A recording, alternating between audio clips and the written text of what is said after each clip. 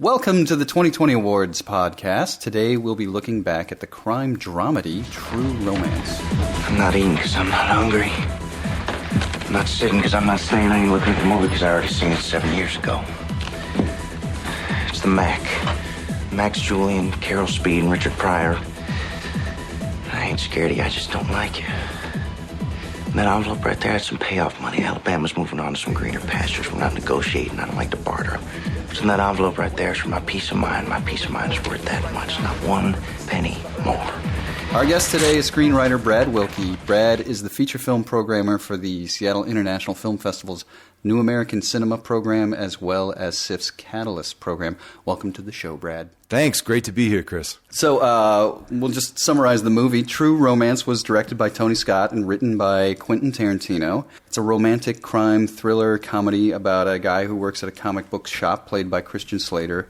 Unbeknownst to him, he's given a prostitute for his birthday, who's played by Patricia Arquette. After they consummate their relationship, they fall in love and get married overnight. When Slater goes to sever the chains between Arquette and her pimp, he accidentally retrieves a giant suitcase of cocaine, and hilarity ensues as the mob, who's the rightful owner of said blow, sets out to retrieve it before Slater can unload it. So back then, the film was a critical success, but kind of flopped at the box office. It's kind of gone on to get a lot of notoriety since then, kind of has a cult following. So one of the reasons I asked you, Brad, to be our guest is because I know you kind of, unlike a lot of people who strive to make great artistic endeavors, you really enjoy, and I'm not saying you don't strive to make great artistic endeavors, but you really enjoy the genre film. Oh, I love genre films. And, I think True Romance is one of the first, when I was recently revisiting this film, I thought of it as one of the first real mashup films. Like it's kind of difficult to even define a genre for this film because it's really all over the place in some really interesting ways. Yeah, well, it was funny when I was writing the intro. I was like, wait, do I call this a crime thriller? Do I call it a drama? Is it a comedy? Yeah, you called it what'd you call it? A crime dramedy. Dramedy, right? And that's the first time I heard that description, and I thought about this a lot, and I think there's elements of romantic comedy in there. I think there's action drama, like you mentioned. There's police procedural. Right? It's just like a really interesting. It's a great film. So you'd seen it before. Yes. Did you see it when it came out?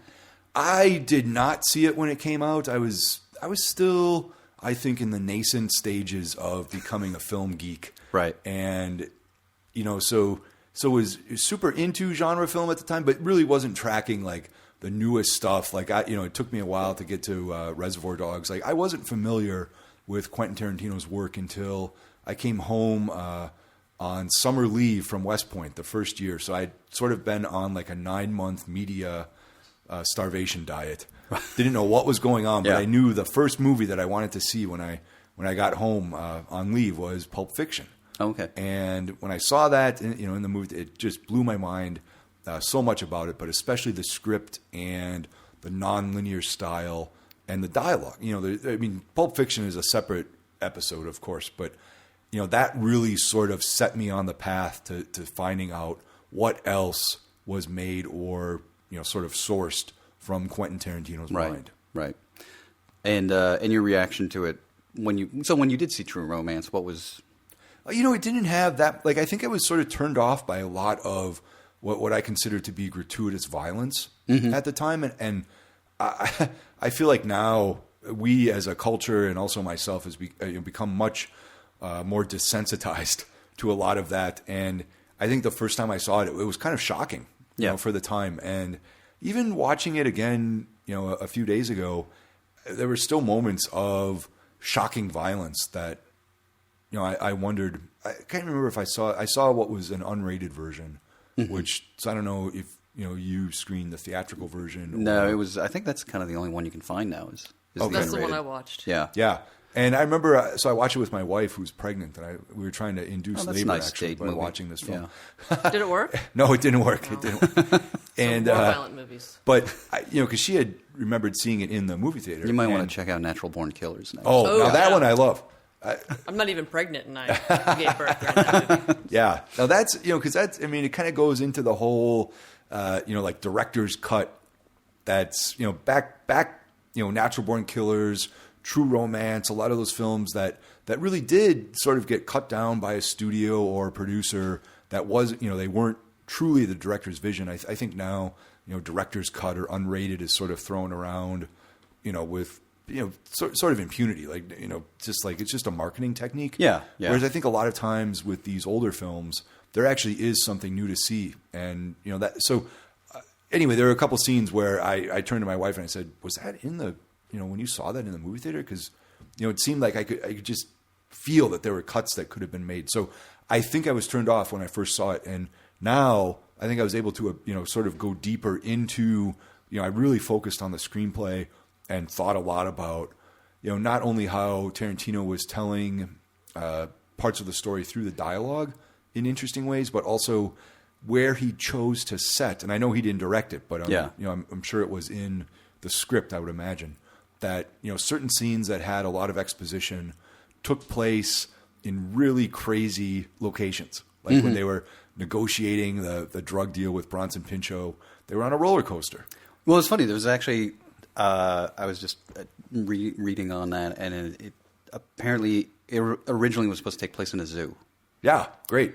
And it's funny, it's funny what you mentioned, because it's like, I actually remember reading the script for this, like 20 years ago when it had come out, because back then I had connections and I could actually get access to material. Right, and now here you are with me sitting across the table. So, but I do remember, like, I really thought that there was the movie felt a lot like the script, as far as I recall, but I've also read that Tarantino's version was a lot different, and maybe I read a draft that had been already tweaked, because the draft I read seemed almost note for note, at least in my memory, to follow the script. But apparently, like, the first half of the movie was much more sort of the Pulp Fiction disjointed, jumping back and forth through time. Oh, sure. Yeah, and I could see that, because, just as far as release date goes, this came out immediately before Pulp Fiction, as far as the year goes, right. 93. Yeah. But, I'm sure that the scripts were written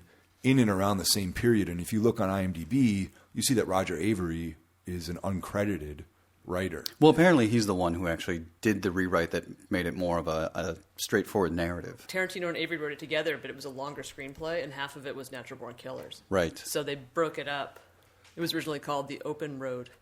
Well, that's really interesting, because I think that, I noticed in the script there was a sequence of dialogue that felt like it had been revised for Pulp Fiction, the classic, is Marcellus Wallace a bitch line. Does Marcellus Wallace look like and why are you trying to him like one? Right. That classic. So that's like in every Tarantino script. Well, though. right, though. But do I look like X? Christian Then Slater why are says you... that exactly in this one. Yeah. And I thought that was sort of a writer or a writing team plagiarizing themselves or recycling their own dialogue. Right. And, I thought that, I didn't know if I would consider it a cheat or, if it was sort of like a personal homage to themselves. But either way, I'm not sure about it. I mean, it does seem like that line is in every script he's ever written. But it's funny, because I also know that Cameron, when he directed Terminator, his goal was to direct the sequel to Alien.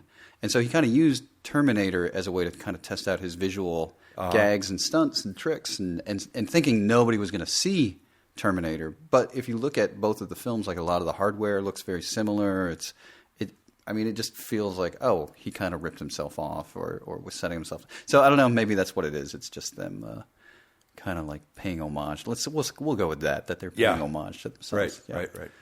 Well, they only have so many lines that they put in every script. I didn't say that. You were thinking it, Kris. Well, it's funny that you mentioned that, because I also felt like,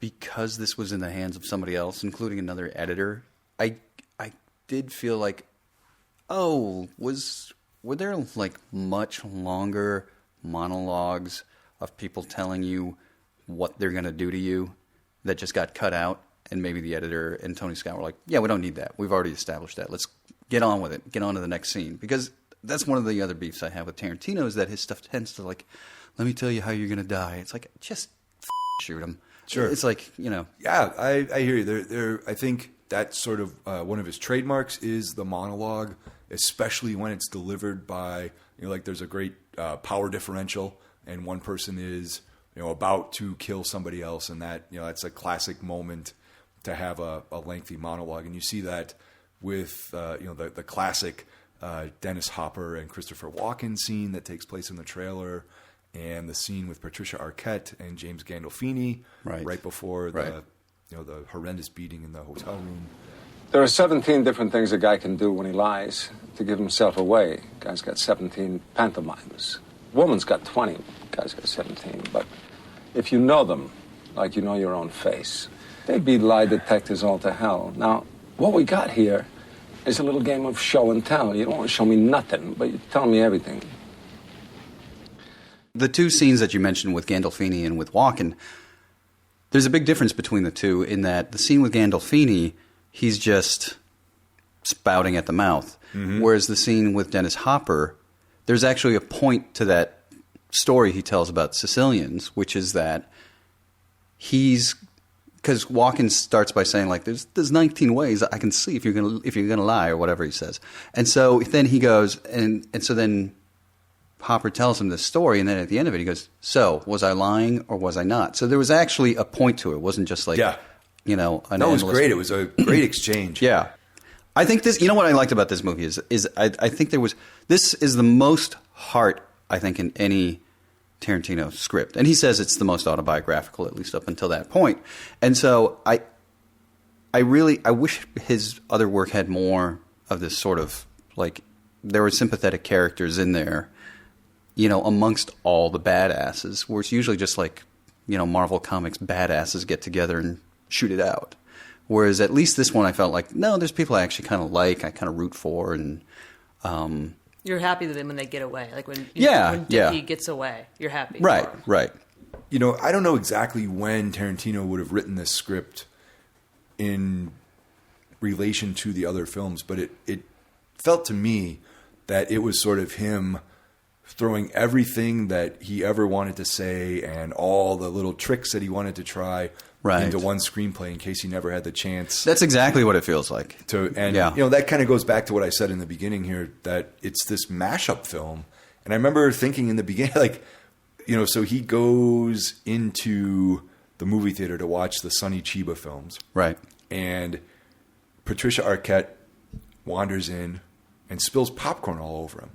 And the first thing that I thought when I saw that, I was like, oh my God, that's your classic meet cute in any sort of romantic comedy. Right. And until they go to the diner, it's, you know, it could very well be a romantic comedy. Sure. And then, you know, they have this moment, you know, out on the billboard, and, you know, I thought that was such genuine dialogue. It was very heartfelt. And it didn't feel very Tarantino-esque at all. I want you to know that I'm not damaged goods. I'm not what they call in Florida white trash. I'm a really good person. And when it comes to relationships, I'm 100% monogamous. You stay with one guy? Exactly. So I'm with you, and I'm with you, and I don't want anybody else. Now, I gotta tell you something else. When you said last night was one of the best times you ever had, did you mean physically? Oh, yeah, but I'm talking about the whole night. I mean, I never had as much fun with a girl as I had with you my whole life. The movie kind of had me up until the moment where Slater decides, I'm going to go kill your pimp. Not that he's going to go kill him, but I'm going to go back and tell him, like, we're done. You're not going back there. And I wish he had been forced into that situation instead of voluntarily going into that situation, because he never, like, he goes from comic book store nerd to badass in the blink of an eye. That bothered me right off the bat. Yeah. It seemed completely out of character from the first 20 minutes. I've seen this kind of quiet, shy, nerdy guy that all of a sudden he has a gun. Right. Like how he owns a gun. Yeah. Yeah. It just, whereas I think if he should have been in there scared to death. Exactly. And I think had he gotten to that character at the end of the movie, I would have been totally fine with... I think I would have liked the whole movie a lot better. Mm-hmm. But it's like, that was the one beat where I was just like, he would never do that. Like, why on earth would he like... Because he wouldn't have the rest of the movie if he didn't, right? But there was no reason for him to do it. Well, you could come up with a reason. Well, you could come up with a reason. They should have had some kind of threat where she was being forced back in. Exactly. Instead, it seemed like his pimp was like, she worked for me for 4 days. Who are you talking about? Yeah. And, I have to say, though, I think that, there is that character of he credited as mentor. But, right. It could be Elvis Presley, sure. played by Val Kilmer. Yeah. And there's 2 moments where he appears. And both of them are before like scenes of sort of like a massacre style violence, right? And the way I read it is that Christian Slater, like all this stuff was sort of bubbling below the surface because he was sort of a pop culture sponge. Sure, so he was absorbing all of this, Street Fighter and the Mac, and he's picking up all this stuff, but it's never coalesced into anything. Right. And then all of a sudden he's in there, and you can see in his face when she tells him, about her pimp and everything, it kind of clicks. And then he goes into the bathroom and he has this moment, which you could call, sort of like a schizophrenic breakup, in his mind. Yeah. And, for me, that seemed like a really motivated, decision on his part to do that.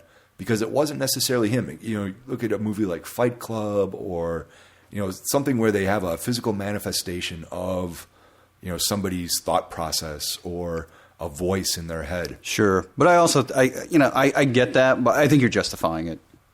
Because to me, I think you need to have something where it's like, you have to do this. You can't just... He's pushed into it. It's not a choice. Yeah, because if you just volunteer, nobody wants to go to the pimp's house and shoot them unless they're already that person. Sure. And so I think you need... it wouldn't take that much. It really wouldn't take that much to force him into it. But I also think he didn't go specifically with the intent to kill the pimp. Oh, I agree with that. Because there was an action that the pimp took that he sort of struck the first blow. Right. And, so you could say that he was prepared for this and that, to your point, Lee, pushed him into this action. But to go into the house, the very act of getting in his car and going over there, I felt was completely unmotivated. And honestly, I mean, the movie lost me at that point. There should have been a scene where Alabama came home with a black eye when she went to get her stuff. And we don't know what happened. Exactly. And that's when he's like, I'm going to take care of this. I'm your husband. Right. But she didn't seem all that concerned. I just want to disappear. It didn't seem like a threat that this guy was going to come after her ever. Yeah. Yeah, I agree. I think that could have made it a little bit... I didn't have a problem with it, like I'm saying, but, I think it would help, if she were in some sort of danger. Immediate danger. Well, speaking of danger, if we don't pay our bills with our sponsors, we're in grave danger of never being on the air again. Thank you, right? That's the best one. Yeah, thanks. Well, 10's the magic number. So anyway, our sponsors today are Fremont Abbey. Abbey Arts is a nonprofit curating arts and cultural events for all ages at unusual spaces around Seattle and at their home venue, Fremont Abbey Arts Center in Upper Fremont. Ongoing events include The Round on second Tuesdays, which features musicians, slam poets, and live painters sharing the stage. Or you can check out the Moth Storytelling event on first Thursdays. Concerts vary throughout the month. Check their schedule at fremontabbey.org. And the Grand Illusion Theater, located in a converted dentist's office. The Grand Illusion is Seattle's classiest, weirdest, and completely volunteer-operated cinema, screening the world's finest art house, foreign, and revival films. Located in the University District, right across from Jack in the Box. For more info, visit grandillusioncinema.org. So let's take a look at some of the potential nominations that you might award True Romance. You're a 2020 Syndicate member. What is there anything that jumps out at you that you would? Yeah, so I wouldn't go so far as to say this is a Best Picture contender. Yeah, but I think the screenplay obviously is very strong and would certainly be in the top 5. Definitely be nominated. I think Patricia Arquette gives an amazing performance. I think she's fantastic. Yeah. I think she's like I am shocked. I forgot how good she is. Like to me, she strikes that really great balance between being sexy and innocent. Yeah. And very vulnerable, like open to like whoever is gonna like treat her humanely. And I thought she was great. Yeah, and she really does, like, she lends a certain humanity to the film. Yeah. And sort of acts as its moral center. Right. Because I think everybody else, their moral compass is all messed up. And I think she's the only one who's really pure in the film, even though she came from, and there's another classic trope, the hooker with a heart of gold.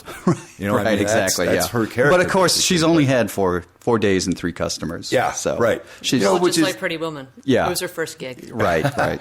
Right. So she hasn't, been truly, sullied in that sense. But so I think she was great. And she's great in that scene where she finally goes off and kills Gandolfini. Yeah. Like she went from, because there is that, like I said, there's that innocent quality to her, and in that scene she just like lets like her primal side come out. Well, and it was great, just her, while he was telling her, how he's going to kill her. You just see her getting a little bit of strength back and recovering from the beating. And she's laughing at him, and Gandolfini does a great job in that scene too, where he's like smirking and laughing at her. He's like, oh man, like this chick's really like, she's not just gonna like take this. Yeah. It's like, I'm going to enjoy the second. But I also think like a little bit of respect, like, oh, I'm sorry I have to kill you. Yeah. Right. You're a worthy opponent. I saw a lot of Tony Soprano in Gandolfini, sure. and that, like, sort of with that, for instance, 20/20 hindsight, that he, there was that character there that was already forming. Yeah. That sort of darkly comic, black humor. Right. Charming. Tied into like some really brutal crazy violence. Yeah. So, and then, Christopher Walken's great, but I really felt like Dennis Hopper was another guy. Like, I could see a supporting actor nomination. I'd have to look at all the other ones, but I felt the crazy thing is I feel like every actor in this movie as a supporting role does a fantastic job. Yeah, almost to an act. You're right.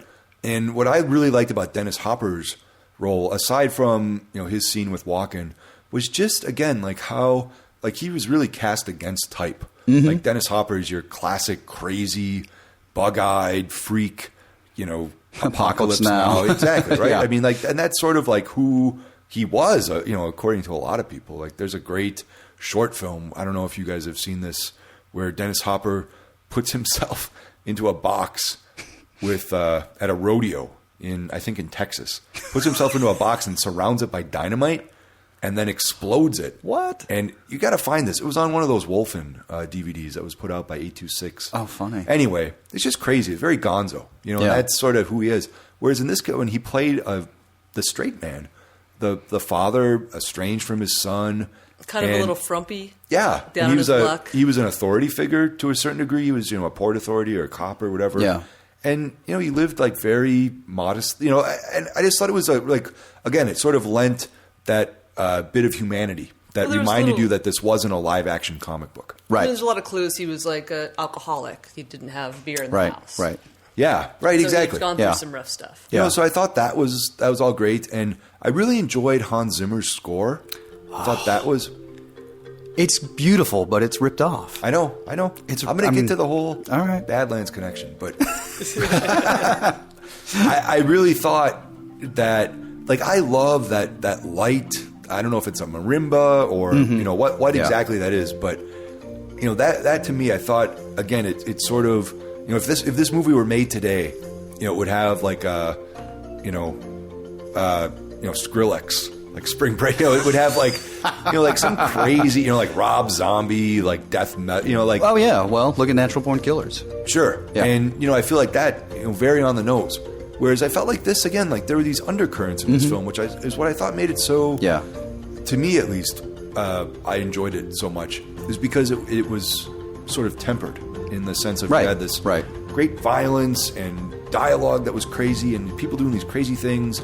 Then at the same time, there were moments of, where Sweetness. Patricia... Yeah, exactly. Where The Patricia score was Arquette, just really pretty.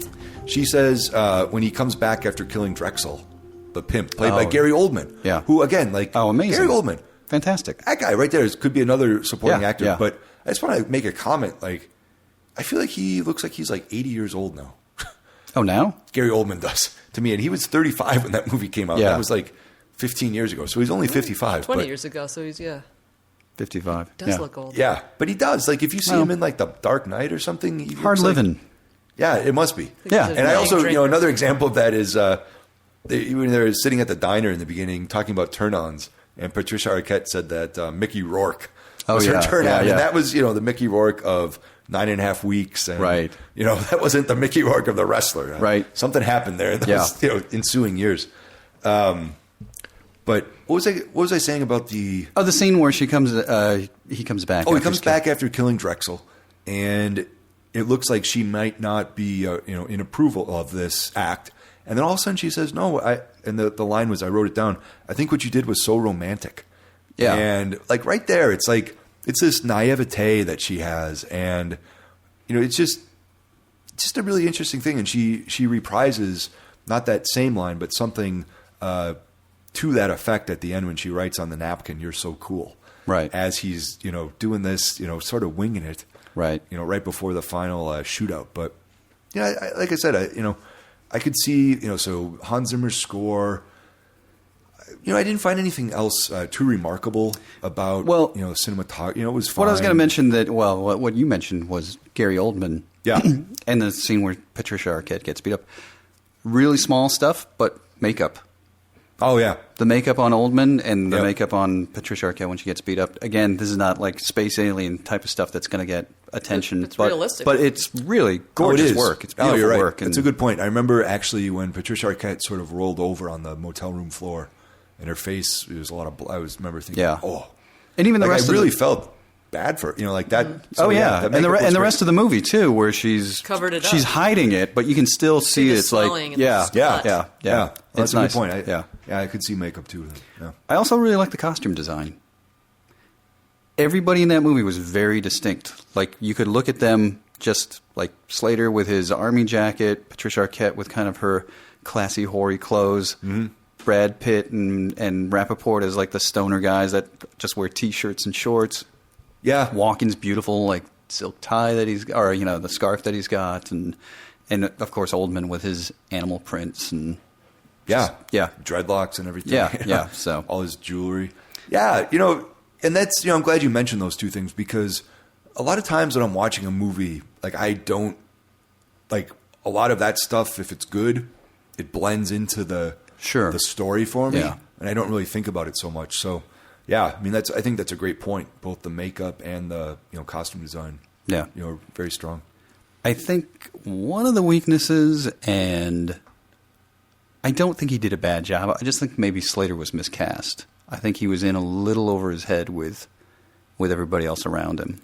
Well, yeah, it's Christian Slater. I think is a really one-trick pony. Funny case with him because 1989 Heathers busts out on the scene, and he had probably been in some maybe been in a few Gleaming the Cube, right? So it kind of like the volume. Is that before? In the name of the that might have been right after Heathers. In the Name of the Rose. Oh yeah, he was actually great in that. So he played some it was kind of supporting roles or like Prince of Thieves. Long. I don't know. He was in that. So he had done this, but I feel like after Heathers, he could sort of write his own ticket. Because he played, everybody was comparing him to Jack Nicholson, and that's because he was doing a Jack Nicholson impersonation. And he did a lot, and in this one, I felt like he had sort of run the gamut on that Jack Nicholson sort of, and it was kind of like a Southern fried Jack Nicholson mixed in with some Elvis, and it was, and I felt like, if there was one sort of weak point in this film, it was probably Christian Slater, and soon after that, this was 1993. I feel like he made a movie called Cuffs with a K in like 96 or not. So he had quick nosedive after, soon after. I don't know exactly why. That's probably because more he played the same character in 5 movies. And maybe some other hot young guy came up. Right. Yeah, whereas I think like Brad Pitt took over. You wonder about alternative casting or something like that. I think like a Sean Penn could have been really interesting in that role. Too old though. He might have been too. Yeah, maybe. But yeah, Brad Pitt. Or, I wonder who would have been a better fit. But this movie is just, I think is sort of like a time capsule of the early '90s. I think it's a great example of, like a big budget sort of early 90s filmmaking that still, felt very original. Well, thank you for joining us, Brad. It's been great. A lot of fun. Where can people get a hold of you or listen to you or follow you? Oh, sure. So I tweet. So you can find me at JB Wilke. Tweet about screenwriting, films, SIF-related stuff, technology and culture. What else do you? That's it. What else do you need? Good. I don't know. It. Like You're good. I could give my email up, but I just don't do that. That's crazy. Twitter handle would be great. Anyway, cool. I don't have like an ongoing show or anything. No, that's fine. You have a lot of fans in prison, so you don't want to give them your email. Yeah, right. So, once again, I'd like to thank our sponsors, Grand Illusion Cinema and the Fremont Abbey. If you're a movie lover and would like to support us, you can subscribe to the 2020 Film Club. Your annual subscription gets you into 10 of our monthly for your consideration screenings here in Seattle, plus a ticket to our annual ceremony in February and a whole bunch of other stuff. It's over $100 value for only $40. To enroll, just visit us at 2020awards.org and look for the subscriber link. Until next time, remember, it's never too late to start thinking about the past.